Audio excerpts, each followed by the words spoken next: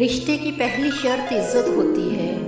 جو عزت نہیں دے سکتا وہ رشتہ بھی نہیں نبھا سکتا۔ اگر زندگی کو ہمیشہ خوشیوں کے ساتھ گزارنا چاہتے ہو تو غم زدہ لوگوں کے غم سنا کرو، کبھی دکھی نہیں رہو گے۔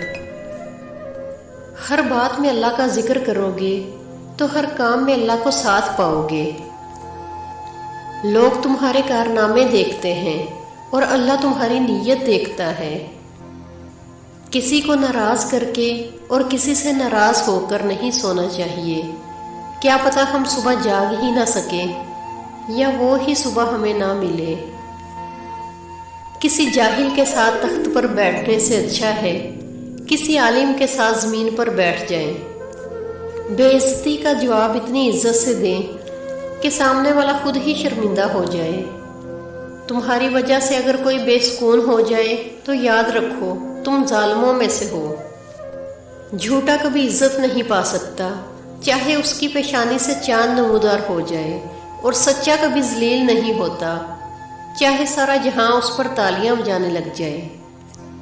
امید بڑے کام کی چیز ہے، اسے سنبھال کر رکھنا چاہیے۔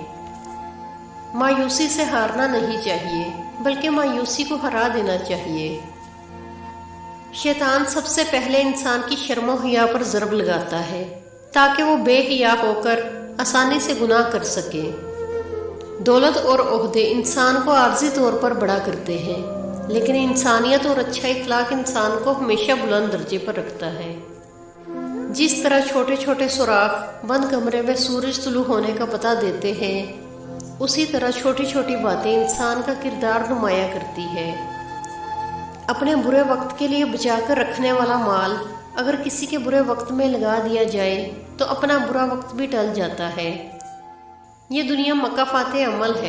آج تم کسی کی راہ میں پتھر رکھو گے تو آنے والا وقت تمہاری راہ میں پہاڑ بن جائے گا۔ لوگوں کے ساتھ ان کے کردار کے مطابق نہیں بلکہ اپنی تربیت کے مطابق رویہ اختیار کرو۔ تم اس شخص کا درد کبھی نہیں جان سکتے جس نے رب کے سامنے ہاتھ پھیلا کر اپنے دل و دماغ سے کسی کو بھول جانے کی دعا کی ہو۔